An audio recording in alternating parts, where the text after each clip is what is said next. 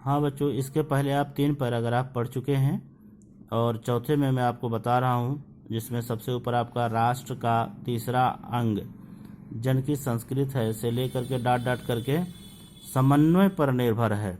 यह आपका main point हो जाएगा। प्रस्तुत गद्यांश राष्ट्र का स्वरूप नामक शीर्षक से अवतरित है।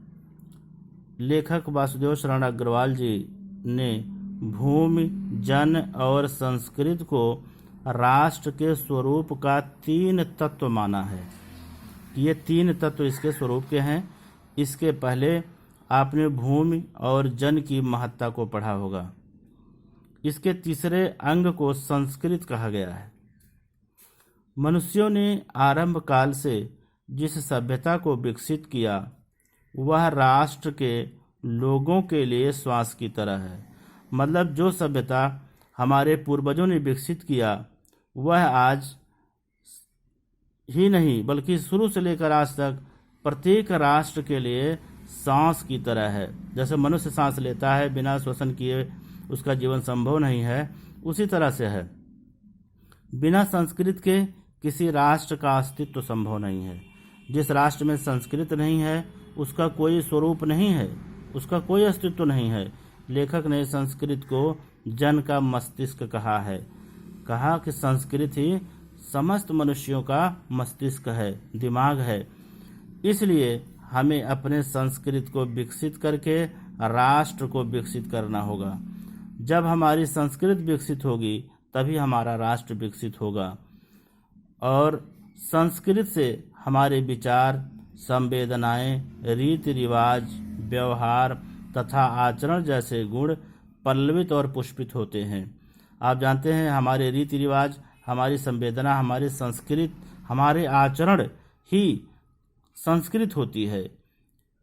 इस प्रकार यदि हम भूमि और जन को संस्कृत से अलग कर दें तो राष्ट्र का अस्तित्व समाप्त हो जाएगा, अर्थात राष्ट्र का जो स्वरूप है वो खत्म हो जाएगा। संस्कृत जीवन के वृक्ष का पुष्प है, जीवन के वृक्ष का पुष्प है, जीवन रूपी वृक्ष का वह फूल है, परिणाम है। संस्कृत के सौंदर्य में राष्ट्र की सुंदरता तथा यश निहित है। इसी के सौंदर्य में, इसी की खूबसूरती में राष्ट्र की सुंदरता पाई जाती है।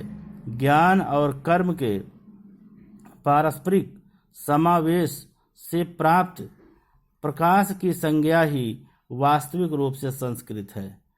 कहने का मतलब ये हुआ कि ज्ञान और कर्म के आधार पर हमें जिस वस्तु की प्राप्ति होती है, जिस स्वरूप की प्राप्ति होती है, वही हकीकत में संस्कृत कहलाती है। अपनी संस्कृत की सुरक्षा के लिए हमें सभी जाति, धर्म तथा मान्यताओं की वास्तविकता को अपनाना चाहिए। यह नहीं कि कोई संस्कृत है तो उसकी हम अवहेलना कर दें, कोई जाति धर्म है तो उसको हम छोड़ दें, उसको अलग कर दें, नहीं, बल्कि हमें सबकी अच्छाइयों को, सबकी वास्तविकता को हमें अपनाना है, ग्रहण करना है। क्योंकि हमारा देश वसुधैव कुटुंबकम पर डिपेंड करता है, जो कि पारस्परिक सहिष्णुता और समन्वय पर निर्भर करती है। आपसी लगाव, आपसी सहयोग, आपसी समन्वय, सामंजस्य के आधार पर हम अपने देश, अपने संस्कृत, अपने कल्चर को पूरी तरह से विकसित कर सकते हैं। अब आपको होमवर्क के लिए ये 3 क्वेश्चन मैं दे रहा हूँ, जिसमें पहला है राष्ट्र का तीसरा अंग क्या है। ये आप लिखेंगे, आपकी किताब में है। फिर उसके बाद आप यहाँ आ जाइए, इसमें दिया है कि ज्ञान और कर्म के संयुक्त प्रकाश को क्या कहा गया है।